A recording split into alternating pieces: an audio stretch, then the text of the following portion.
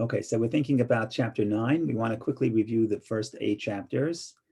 And in some sense, the first eight chapters is one unit. And it's giving us the insight into what is happening within our psyche. In other words, parts of the Tanya are really like instructional, telling us what to do or how to do it. Before you can figure out how to do or what to do, you have to figure out what are the moving parts, what are the pieces, what is the anatomy of the soul. I think we have a doctor here. We do. So you think about, I've never went to medical school, but I would imagine before you go to medical school and when you go to medical school, before they can teach you how to perform a surgery or how to heal, the first thing you have to figure out is what is the anatomy, what are the pieces within this organism. And the same is true with the soul. Before we can figure out how to navigate between the difficulties and the challenges and the tension between the tension that exists within ourselves, we really want to lay out and figure out what is happening within ourselves. And that really happens in the first 8 chapters. And chapter 9 begins to describe the tension between the different parts of ourselves and the battle that is taking place within ourselves. So the big idea was laid out right in chapter 1 and 2. The big idea is that it's not the way we could conventionally think, that there's one person and I have a good inclination and an evil inclination trying to convince me, each trying to entice me to do what it wants. That's the conventional view. The big idea of the Tanya, based on previous sources from the Arizal, is that the big idea is that there's not one soul, there are 2 souls within each person. And there are tremendous ramifications to this big idea. It's not me and I'm being pulled in 2 different directions. There are 2 me's, there are 2 souls, 2 personalities coexisting within the self. Now, that was chapter 1 and 2. Then chapter 3 and 4, we discuss, okay, so what is a soul? So we already discussed there's the natural soul, that's the essential drive, self-preservation, focused on self, that's the natural soul. And then there's the godly soul. The godly soul really wants not the expansion of self or preservation of self, but ironically what the godly soul wants is transcendence of self. He really wants to destroy the self or escape the self. He wants to be part of the collective of God, the oneness in the entire universe. So they're very different, the 2 souls. Okay, so now we know that there are 2 souls. Well, what is a soul? So there we had chapter 3, which told us each soul has 10 sefirot, and each 10 sefirot, 10 soul powers. And the soul powers can be divided into 2. For the sake of simplicity, there's the intellectual powers and the emotional powers. So my perspective, my understanding, and my emotion is my soul. And every soul also has garments. And the garments are how I express my essence and my ideas and my feelings. And the garments are thought, speech, and action. And it's very important to understand this because it's very important later in the book, because when we come to the instructional part of the book, we have to focus on the difference between the soul itself, which is my understanding, my capacity to understand, and my capacity to feel. That's the soul. That's the 10 sefirot, the 10 soul powers. And then the different than that and distinct from that is how I express those feelings, thought, speech, and action. And then once we discussed that, we also talked about, well, the Torah is the food for the godly soul. And we talked about how we interact in the world around us, because there's klipa, there's unholiness, and there's 2 levels of klipa that can be elevated, klipa that cannot be elevated. We'll get all back to that later on in the book. But for right now, it's important to understand the 2 souls and the essential difference between the 2 and the tension between the 2. So that was the first 8 chapters. Now, number 9, we start getting into shifting away from just the description of the different parts of the soul, and we start talking about how they both I said coexist. I'm not sure that's the best word, but how they both sort of stuck in the same person, and the battle that leads to. And remember, the idea of the Tanya is that all tension within our life, all the temptation or all the challenges that we have essentially could be boiled down to the essential difference between the 2 drives that we have within ourselves that are the 2 souls. One soul wants self, and the other soul wants transcendence, wants God, wants to escape the self. And that really is at the core of everything. And in this chapter, chapter number 9, we have a beautiful description of exactly what each soul wants. And he spends most of the time discussing the godly soul. And when it comes to the animal soul, he says, oh, and the animal soul wants the opposite. So we'll get to that.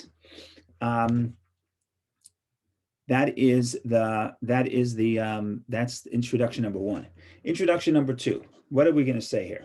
What we're going to say is as follows. The metaphor here, the problem here is that while there are two souls, and this is the big problem, while there are two souls, and the soul is a full human, full identity. A soul is an essential drive. A soul is the capacity to understand and to feel. So it's a whole world. It's a whole organism. The problem with each of these souls is that there's only one set of garments.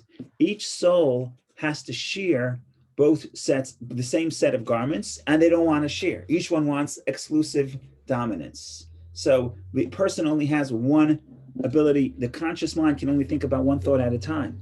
I can only do one thing at a time. It's not like my godly soul can go to shul and my animal soul can go and have lunch in at the same time. No, I only have one set of garments, thought, speech, and action. I only have one body.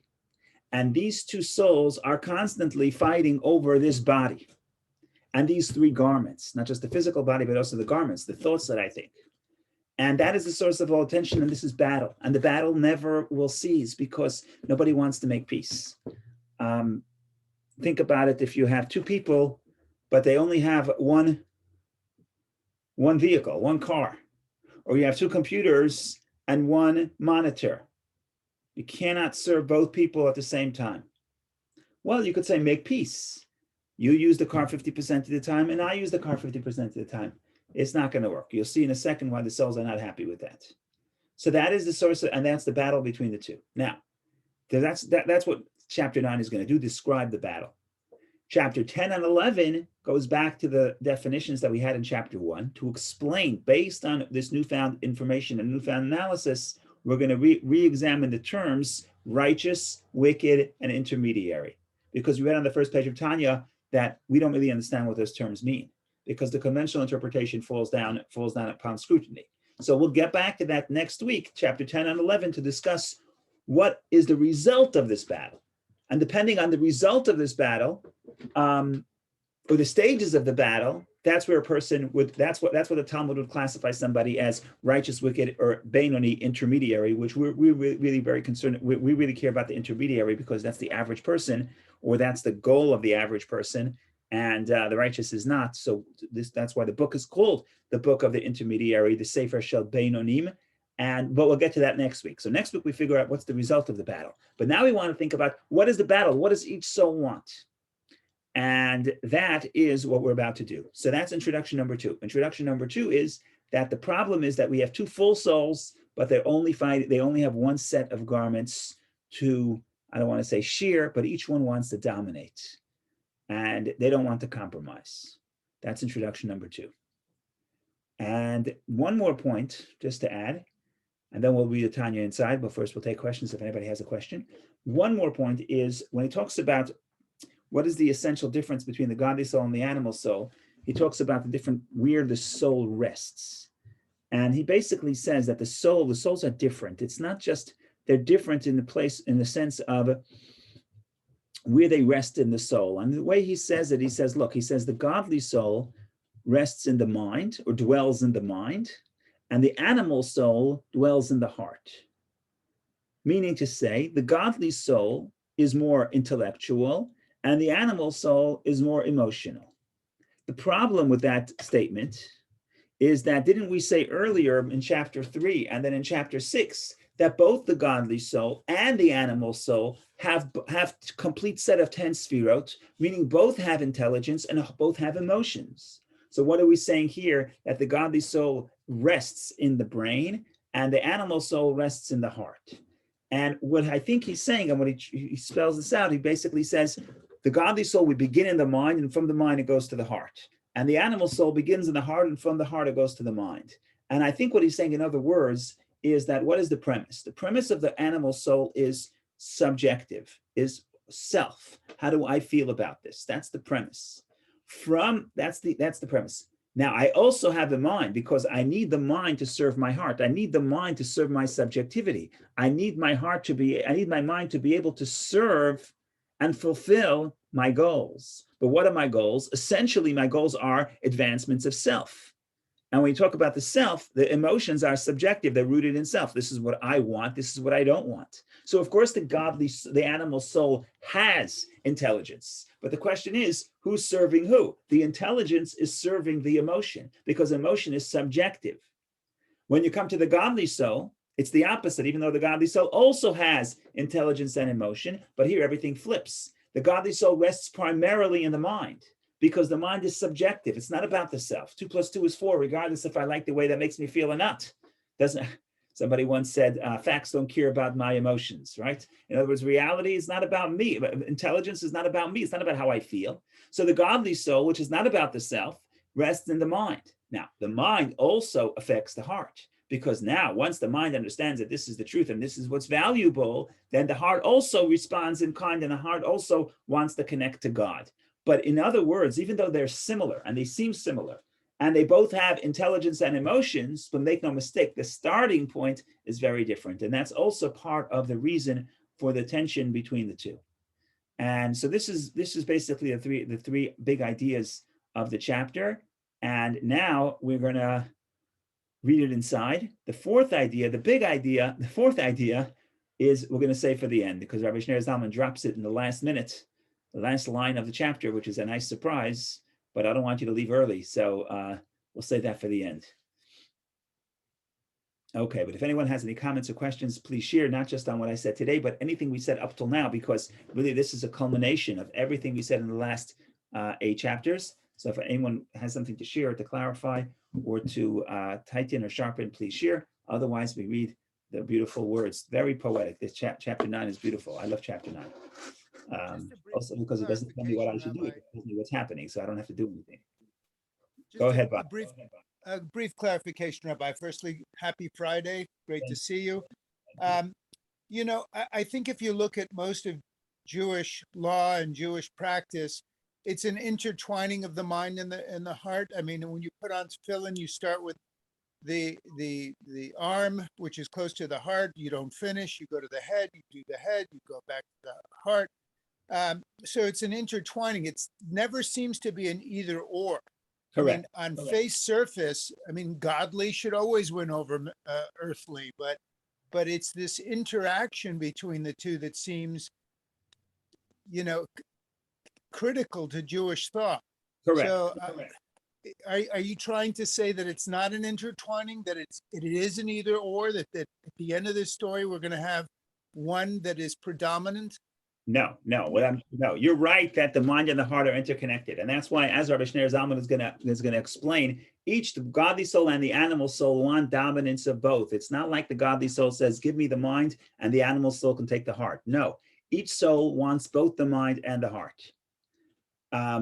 In that sense, and you're correct. You're absolutely correct about that. And remember the whole idea of the Chabad philosophy in chapter 3, he lays this out, that the relationship between the mind and the heart, we said there's 10 sefirot, intellectual and emotional, and the relationship is parents and children. In other words, from the perspective of Chabad, if you have the mind, if you have the awareness, if you truly have the proper awareness and the mindfulness, and now's a good time to plug the course that's coming up because this is related to these concepts. According to Chabad philosophy, when you have the proper awareness, that is going to affect how you feel because it's parents, children. And just like you can't separate parents and children, you could separate them for a while, but ultimately they're connected. The mind is going to affect the heart. So there's no question that the purpose is to affect the heart. You talk about Moses himself says this in Deuteronomy, the second portion of Deuteronomy. He says, "V'yadaita hayom," you shall know today.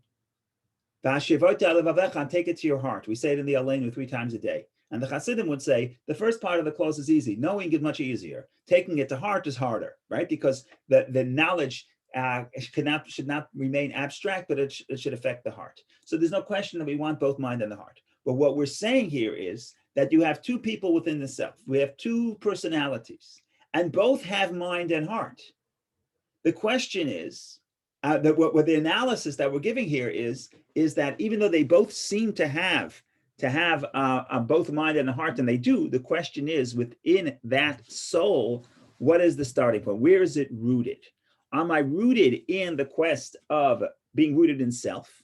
And therefore, what determines for me is how I feel about this. And if I feel that this is good, then that then triggers my mind, and my mind is serving my heart. And I'm now going to work very hard. And I'm going to enroll in the best schools to figure out how to advance what I want. That's the model of the animal soul. Perfectly fine. And you're right, there's an interaction between how the mind affects the heart, and then a heart affects the mind, and the mind then affects the heart as well. It works both ways, because ultimately my mind tells me, oh, you really want this? Here's the better way to do it, right? So there's, of course, an interaction between the two. But what we're saying here is that when you look at the godly soul is a different type of creation. Of course, it has a heart. Of course, it wants to affect the heart. Of course, it wants to also feel a yearning to God. But that's not the starting point. The starting point for the godly soul is never self. The starting point for godly soul is always the connection of the feeling of something greater than self. It's not about the self. And that's why it's primary place in the body. In other words, where is it most comfortable? It's most comfortable in the mind, because the mind is the tool within the human being where a person could transcend self. I could think about things that are not tied to me. Very hard for me to feel different than how I feel. But I could think things that are different. I could think about anything. I could think about that I'm sitting now in, where do people want to be? I don't know, in Asia, or sitting in Florida on the beach. I could think about whatever I want that's totally removed from where I am. Whereas opposed to if I'm feeling pain, I can't really escape from that. So the godly soul, where is it most comfortable? It's most comfortable in the part of the human being, which is the most transcendent, and that is the most objective, and that's the mind. So we're just saying that we're having a conversation here. It's not just you say, well, we could talk. You have a mind, I have a mind. The godly soul has a mind, the animal soul has a mind. Why can they communicate? Well, part of the problem is, of course, they both have a mind, but it's very different, because the question is, within their personalities, the godly and the animal, which one is, what's the starting point? What's the foundation? And here they're very different. But I agree with you that, of course, both of them want both, and both of them, the mind and the heart, interact with each other. The question is, what's the starting? Is the starting point, are you rooted in subjectivity, or are you rooted in objectivity? Vicky, go ahead, please. Well, I had a quick question about the idea of manipulation of the mind.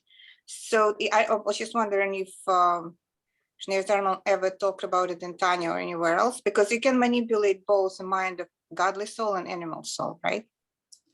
And then the person is totally confused, and how can I rule the heart? I mean, it's a tricky question, but I was just wondering if he ever talks about it. He doesn't talk about it explicitly. The Hasidim would say like this: if you have an idea and you don't know if this is coming from the godly soul or the animal soul, because they'll make a mistake. The evil inclination and the animal soul are very clever, and the way the Hasidim would say, it's quoted in Hayan Yom, that's not, the evil inclination sometimes puts on what they call a zaydin azupitzes, which is Yiddish for a silk garment.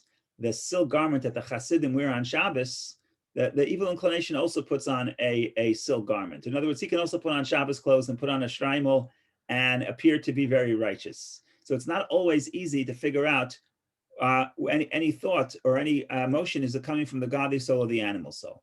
So the Hasidim would say that one way to think about this is where did this originate? Did it originate as an idea, or did it originate as a feeling? That's one tool to figure out, is it originating in the subjective experience or in the objective experience? Because the animal soul, of course the animal soul has feelings, but of course the godly soul has feelings, but the godly soul starts with objectivity. And therefore, if I'm coming to this, if this is an objective idea, and then I feel it, I connect to it, that's likely that it comes from the godly soul. The animal soul is not really into objectivity. It uses the mind, which is a tool to attain objectivity. It uses the objective mind to be able to advance its goals. I want to be happy. I want to be comfortable. What is the objective way? What could my mind tell me about the best way to become happy and comfortable? Okay, that's the animal soul. But the starting point again is would be I want to be happy and comfortable. But What I was saying a little bit different. It's like external forces manipulating godly soul intelligence. So that's something that unfortunately generations were experienced in I would Soviet say a little different. I would say a little different. The godly soul itself is not. The godly soul itself is not is never manipulated. The godly soul is a force that is drawn to God, and just like an animal won't jump into a fire, the godly soul is not going to do something that it recoils from naturally. What happens is that we, the person who we'll talk about, who's the decider between both souls, right? There is a soul which sometimes we call the nefesh hasichlis, the intellectual soul, but the soul who has to make a decision: who am I listening to? Which soul? Which of these souls am I gonna allow into my consciousness? So the conscious mind, it would be the I don't want to say third, but sort of the one deciding. And that sometimes the godly soul is not, I don't have the tools to really understand my godly soul, because my godly soul is a deep desire. And sometimes I have a deep desire, but I don't really understand my deep desire. People go to therapy for 40 years trying to figure out, what do I really want? What's something in my soul is calling to me, but I don't know what that is. And in the same sense, the animal soul, the godly soul is never corrupted. Is never confused. The godly soul knows exactly what it wants. Sometimes it's hard for us to figure out, I have a certain emotion or a certain idea. Is this my godly soul talking to me, or is this my animal soul talking to me? Or I don't even know about a godly soul. I don't know anything about God because I was deprived of the knowledge, but I feel something, but I don't know what it is. So now I have to figure out, am I speaking the language of the godly soul? Okay, so that is something that I have to discover. But the godly soul is a full soul. It's always intact. Never had it. Oh, it's a spiritual entity. It's always there. You can't destroy it. and always come back to it.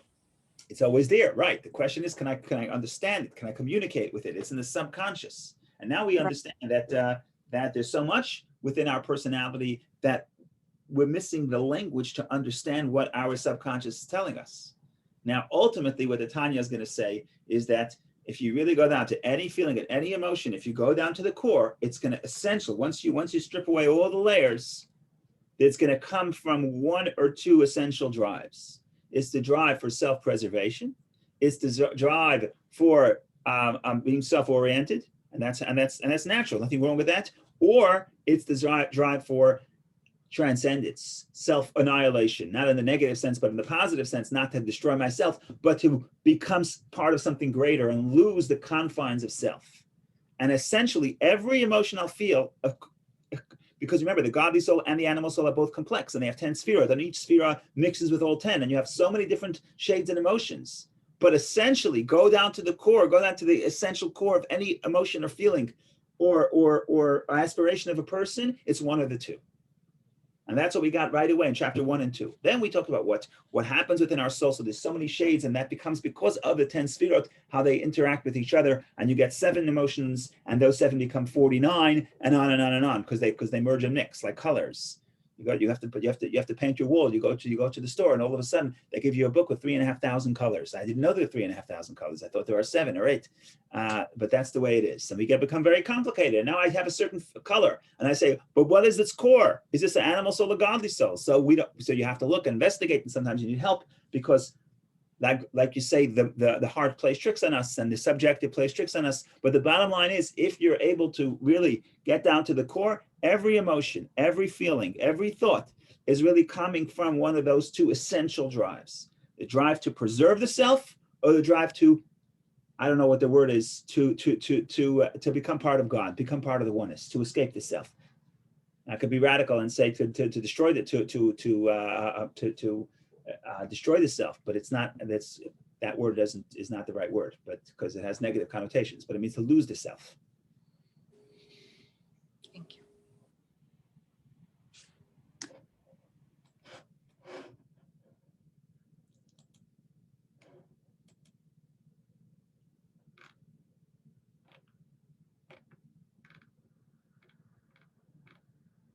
Okay, we're going to jump right in. Read the beautiful words of Rabbi Shneur Zalman.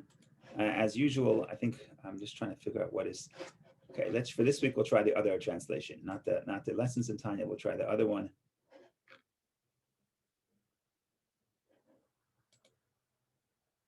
It's a little shorter. We'll see what happens.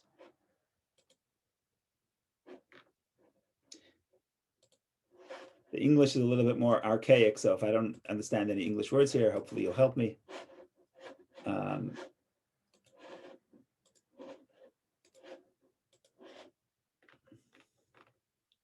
Okay, we'll start. We'll see what happens. We'll see how great this translation is. Okay, here we go.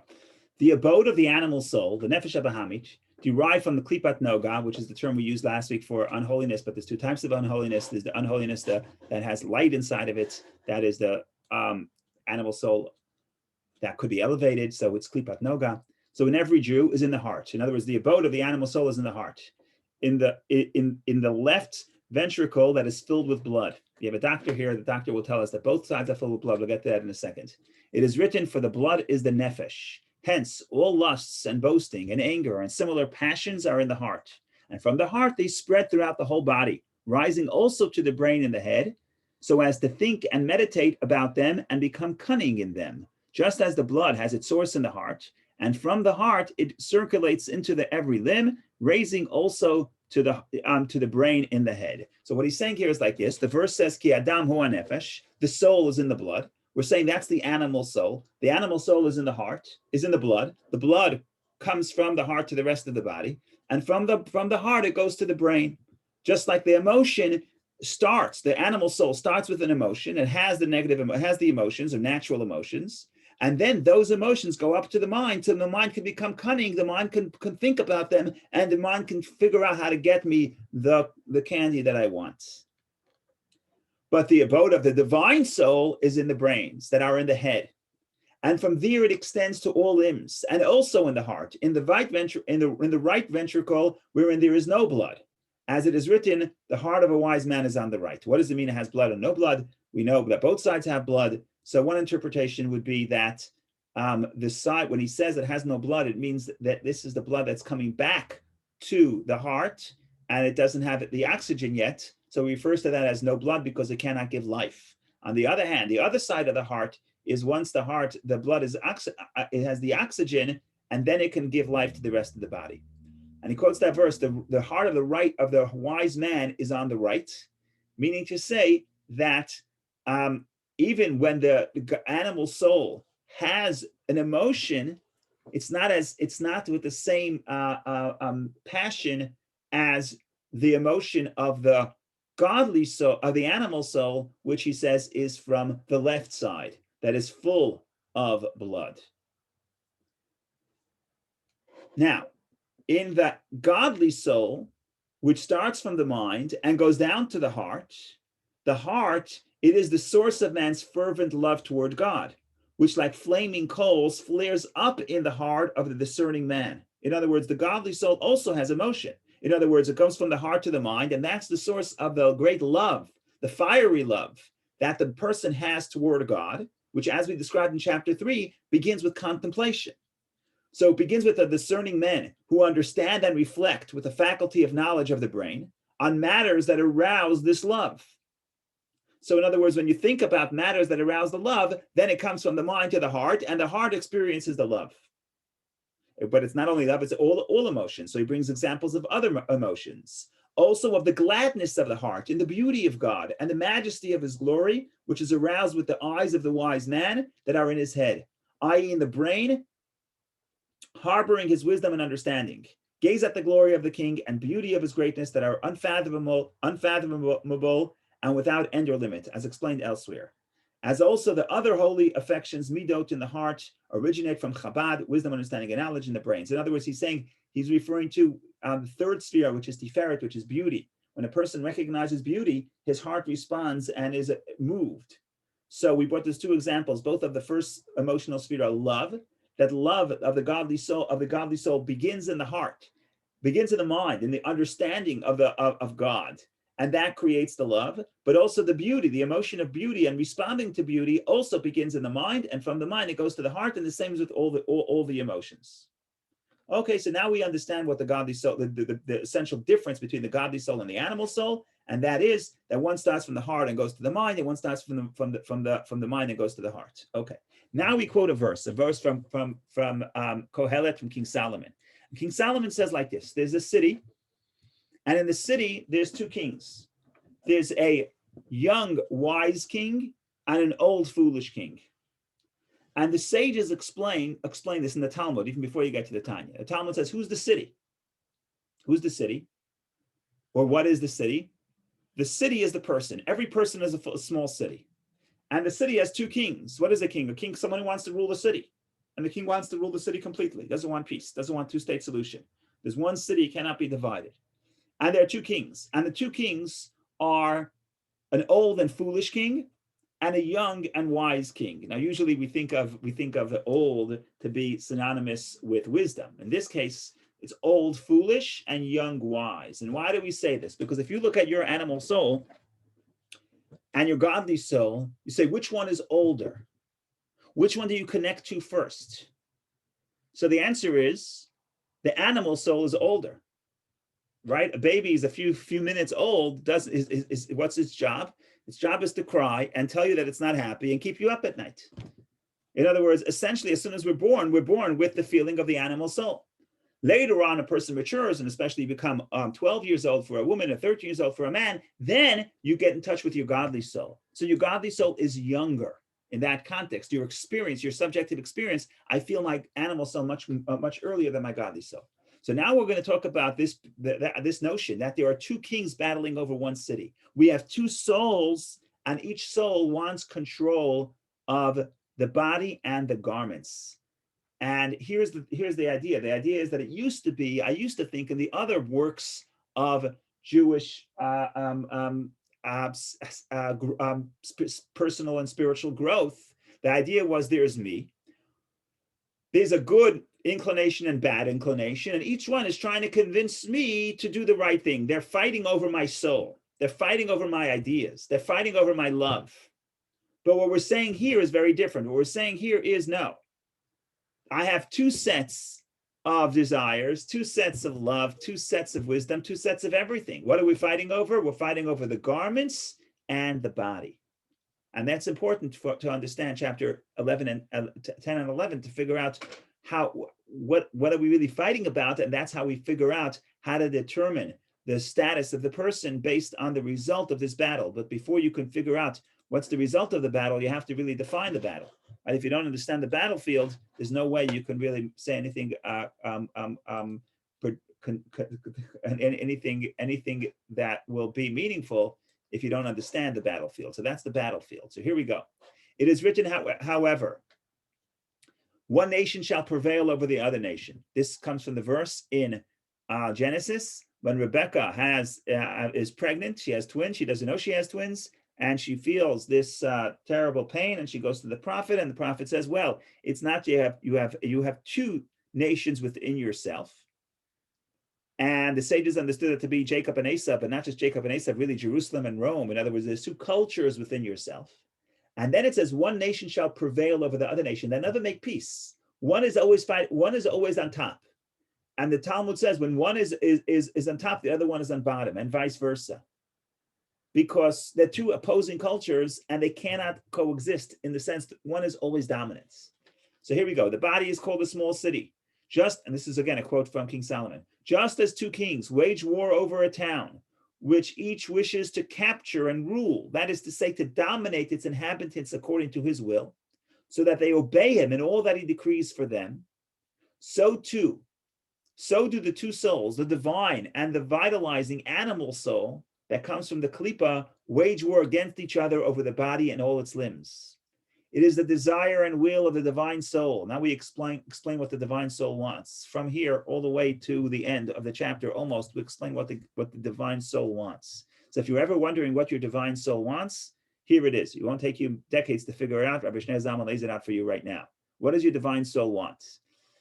It is its desire and will of the divine soul that she alone rule over the person and direct him. And all his limbs should obey her and surrender themselves completely to her and become a vehicle to her, as well as a robe instrument for her 10 faculties and 3 garments mentioned above, all of which shall pervade the organs of the body, and the entire body should be permeated with them alone, to the exclusion of any alien influence, God forbid. In other words, what does a person want? The person wants, what is the organs of a body?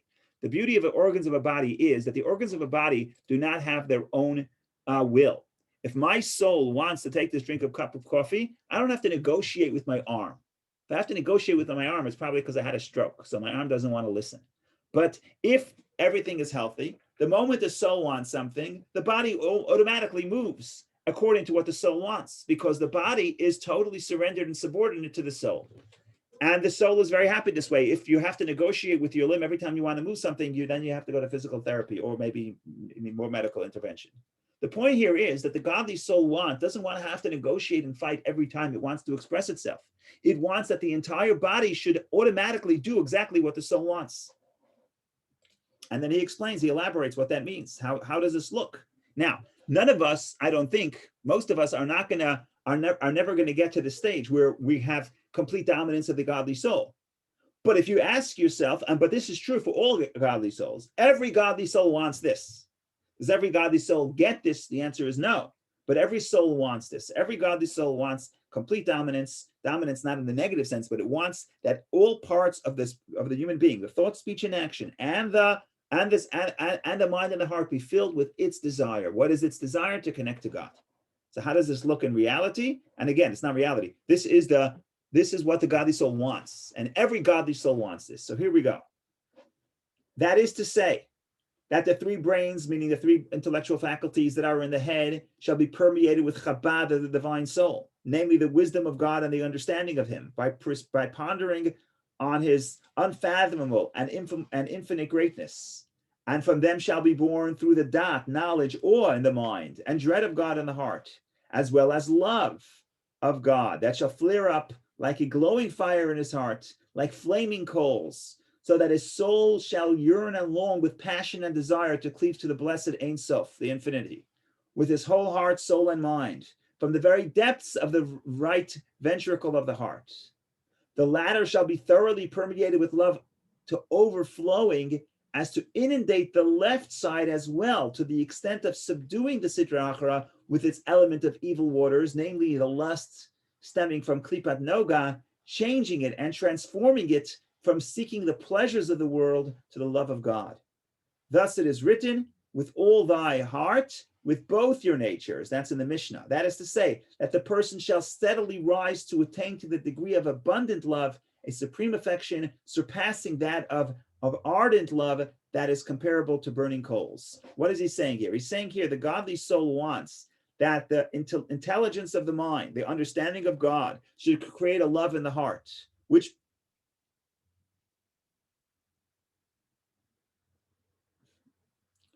part of the heart? Which part of the heart? So it starts with the part of the heart that he calls the right side, but from the right side, it flows over to the left side. In other words, the ultimate goal, like Bob mentioned earlier, the ultimate goal is that the mind should affect the heart, but the complete heart. And that's why the Mishnah says that ultimately, we say it in the Shema every day, you shall love the Lord your heart with all your heart. To say with all your heart means with both your inclinations, both the good and the evil. In other words, ultimately, what do we want? We want that the animal soul, which wants the animal soul which wants its own desire and pleasure, should also understand that the most desirable thing is God. And therefore, the love of a God that starts in the mind and goes to the heart should spill over from the right side of the heart to the left side of the heart, meaning from the domain of the godly soul and transform the animal soul as well. And now he gets into the two levels of love that we describe. And basically, there's two levels of love. One love is love of passion, which comes from love. He calls it love like fire. And that comes from a love that I feel distance. And then there's a love of like water. Love like water means closeness. Right? There's two types of love. There's a love of longing, and love of longing comes from distance. And then there's a love of pleasure, which comes from closeness. And we have both with God, because with God, on one hand, we feel distant from God because of the great gap between the creation and creator, between the finite and the infinite. On the other hand, we have ways through studying Torah and performing the commandments where we feel that we are close to God, and that is love of pleasure, which is like water. So that he describes now here as well. So here we go. That this is what is called in scripture love of delights. Love of delights, which is the experience of delight in godliness, of the nature of the world to come. In other words, it's like the world to come in the sense that you feel close to God. The delight is in the brain of the wisdom, and the intellectual pleasure of comprehending and knowing God to the extent that one's intellect and wisdom can grasp him. In other words, when I understand God, I feel close to God. Now this is in the mind, and that is the love of delight, which is called love like water. And water is in the mind, as opposed to, because the mind is cool and water is cool, as opposed to the heart, which is fire and passionate. This is the element of water and seed, i.e. light, that is sown in the holiness of the divine soul, that converts to good any element of water in the animal soul from which the lusts for mundane pleasures had been previously derived. Now we're saying the same theme, that the love and delight of godliness also gets the animal soul to trade in its delight, its desire for physical pleasures, and also get its pleasure from God. In other words, if you're the godly soul, and the godly soul goes to the shrink and says, "What do you want?" And we say, "What do I want? I want complete dominance. I want to meditate. I want the meditation to go into the heart, and I also want to transform the love of the animal soul. That instead of the love of the animal soul loving things that are physical and temporary, I want it to love closeness to God and to get pleasure from closeness to God." That is exactly what the godly soul wants. This is written in Eitz Chaim, which is from Rizal, Portal 50, Chapter 3, on the authority of the Zohar, that the evil is converted into and becomes completely good, like the good nature itself, through the shedding of the soiled garments, the pleasures of this world in which it had been clothed. In other words, we have a process where ultimately through work, through meditation, the animal soul itself could love God. How could that be? Isn't the animal soul selfish? The answer is yes. But even if you're selfish, you can raise your sophistication and your idea of pleasure. For example, when you're a child, when a person is a child, what pleasure do they want? They like cotton candy. You get a little older, you can get pleasure from music. You can get pleasure from ideas. And over time, you can raise the sophistication of pleasure that you get. Now, you take somebody who is not trained to develop those muscles of pleasure, that you take them to a concert of classical music, it's painful. They don't want to be here. They want out. Why? Because their idea of pleasure is playing in the sandbox. But you could train yourself to derive pleasure from things that are more abstract. And that's what we're saying here. We're saying here is the godly soul understands that the animal soul, even though it's self-oriented, it could still trade in its love for the physical world, for the physical pleasures, to a love of God. And that's what the godly soul wants. Complete dominance. It wants to transcend and it wants to fill the mind, fill the heart, spill over to the part of the animal soul, and therefore dominate all the garments and the body. Okay, that's very ambitious, but that's what it wants. Now he continues. So too shall the midot in the heart, the emotions of the heart, the offshoots of awe and love, be dedicated to God alone. And the faculty of speech that is in the mouth, and the thought that is in his mind, shall be entirely and solely the instruments of garments of thought and speech, of the thought and speech of the divine soul alone, namely meditation on God and his Torah, which shall be the theme of his speech throughout the day. His mouth ceaselessly. Whoa, I got that one out. Good. Ceaselessly, never ceases to studying it, and the faculty of action centered in his hands, as also in the rest of the 248 organs, shall function exclusively in the performance of the commandments, which is the third garment of the divine soul. So what does it want? It wants control of the mind. It wants control of the heart, not just its domain, the right side of the heart, but also the left side of the heart. It wants to transform the heart, the energy of the animal soul. Instead of loving things that are physical, that it should love spirituality and derive pleasure from a connection to God. And by the way, if it has your mind and your heart, it's also going to dominate your thought, speech, and action, the garments, and that's what it wants, and it's wonderful. Problem is like this. However, last three lines, these are very powerful lines. However, the desire of the animal soul, which is derived from the klipa, is the very opposite. I guess we could have read a whole chapter, but we say, no, it's the very opposite. What does it want? The opposite. It starts in the heart. It wants to dominate the entire heart. It wants to dominate the mind. It doesn't want you thinking about transcendence. One way to put it, why can't they make peace? Why can't they make peace? Till 10 o'clock in the morning, I'll serve God. From 11 o'clock in the morning, I'll serve my animal soul. I was in Israel in yeshiva in 1999. In 1999, there was an election. I don't want to speak politics, but there was an election. And the Israeli boys in the yeshiva who were of voting age were very involved in the election. very involved. That was when Bibi lost in 1999 to Ehud Barak. And it was taking over the whole idea, the politics was taking over the whole yeshiva. And the teachers were very upset. And finally they called a meeting of the older guys who were able to vote. I think 18-year-olds, whatever it was, the oldest class. They called a meeting. And they said, listen, we're all going to make a resolution because we're in yeshiva. We're supposed to be spiritual seekers. What's the resolution? And I thought it was so funny, but it was serious. The resolution is nobody is allowed to speak politics until 11 o'clock in the morning. After 11 o'clock in the morning, if you have to speak, you could speak. That was that. To create the beginning of the day should be sort of spiritually aware. So why can't we do this? Why can't we tell the godly soul, look, till 11 o'clock in the morning, you're in charge. You study Torah. You want to read Talmud, read Talmud. You want to give charity, give charity. You want to volunteer, volunteer. And then afternoon, I'm in charge. I'll go do whatever I want. Why can't they make peace? Why does each one want complete dominance? And the answer is because each one thinks the other one is going to kill it, is going to destroy it. Each one says the other one is killing me. Why? Because what they want is opposite things. The godly soul wants destruction of self, doesn't want to feel self, wants to escape self, wants to become part of the oneness of God. And the animal soul wants self-preservation. So each one thinks the other guy is killing me. So they're never going to make peace. And that's what Rabbi Shneur Zalman says. He quotes the beginning of the verse, the beginning of the chapter. He quotes the verse in to Genesis, which we mentioned.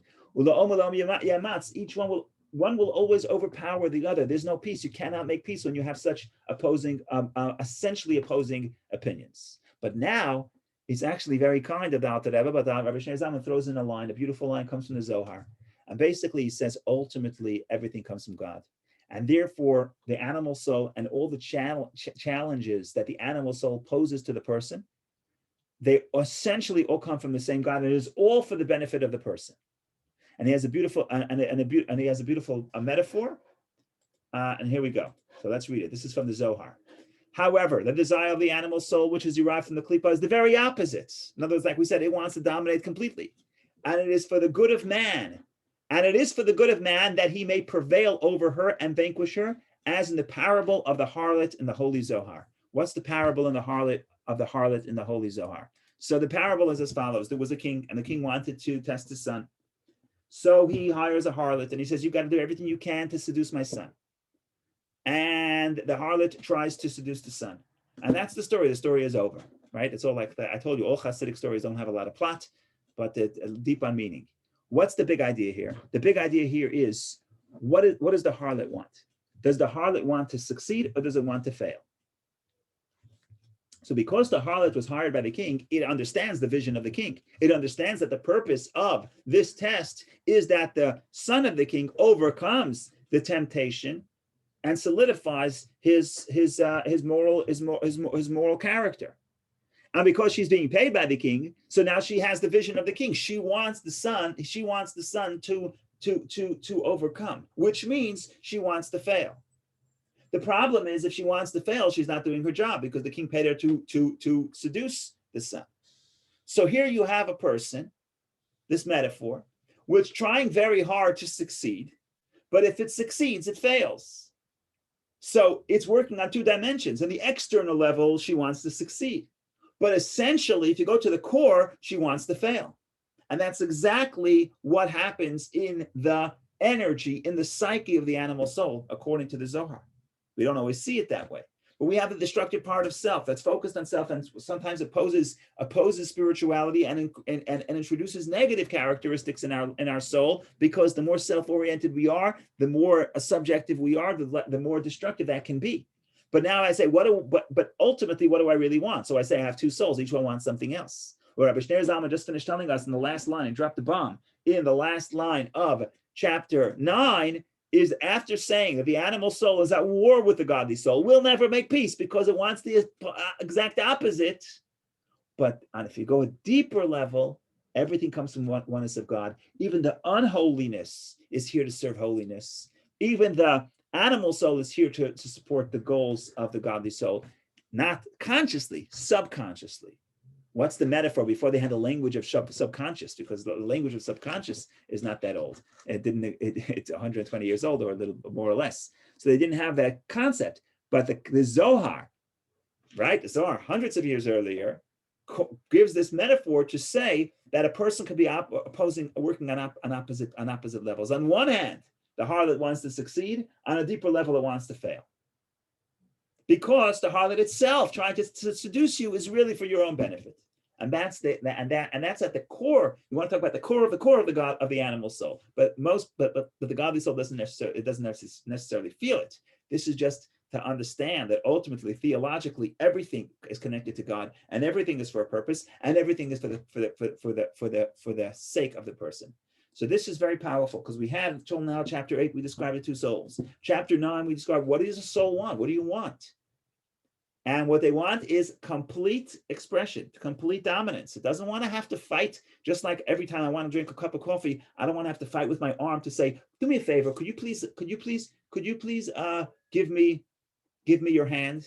You know, they're trying to have ride sharing cars, right? In New York. New York is a different problem, because they have that you don't want to own a car, because then you can't park it unless you can afford a parking lot, but that's a parking spot, but that's another story. So they have the zip cars. The zip cars are that you go whenever you need a car, rent a car. Why do you need a car? Whenever you need a car, rent a car.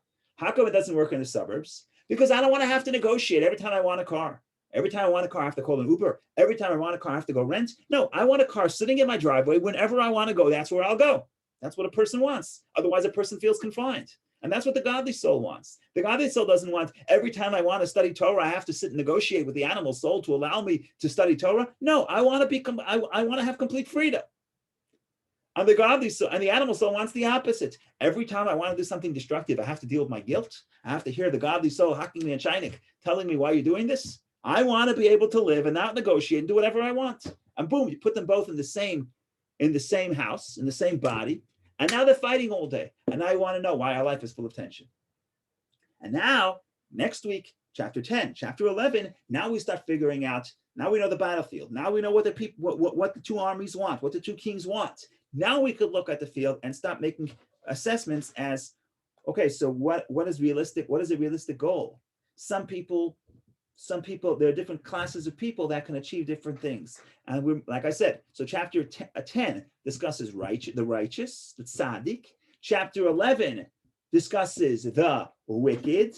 And chapter 12, which we're most interested in, discusses the intermediary. And that's why the opening word of chapter 12 is the Habeinani, and the intermediate guy. And that's what all these chapters we're here to get to, because it's interesting to hear what a tzaddik's life looks like, but it's not relevant to most of us. It's nice to hear what the wicked person's life looks like, at least in the classification of Tanya, because probably more people than not are in that class, but it's not that interesting because that's not what we aspire to. That's not what we should be aspiring to. Chapter 12 is what each person has to aspire to, according to the Torah, what you aspire to. Whether or not you're there is another story, but don't aspire to be righteous. That's not going to work. You have to aspire to be intermediary. So for that, you have to come back and figure out chapter 10, 11, and 12 to figure out the righteous, the wicked, and the intermediary. But again, you couldn't do that before you understood, before we spent 8 chapters discussing what are the two souls, and chapter 9 saying, okay, we know what the two souls are. We figure out their anatomy. We know what they are. We know what they look like. We know what they eat for lunch. We talked about chapter 5. We said Torah is the metaphor for food, and mitzvot for garments. We know where the godly soul goes for lunch. We know where it goes to buy clothing. We got the animal soul, the same thing. We talked about the kosher food, the not kosher food. So now we know what the souls are. We know what they wear. We know what they do. We know now chapter 9, what do they want? Okay, we finally found out what they want. Now, who's going to win? Okay, let's go see. So that's the breakdown. Thank you all for joining. This has been a lot of fun. Comments, questions, observations, please share. Otherwise, enjoy the day and have a wonderful Shabbos, and stay put because of the storm. Like Moshe told the people in the desert, nobody should leave their place on Shabbat. There, he said so they can rest. But also here, this is going to be a big storm. So stay warm and stay dry, and have a wonderful Shabbos. Thank you, Rabbi.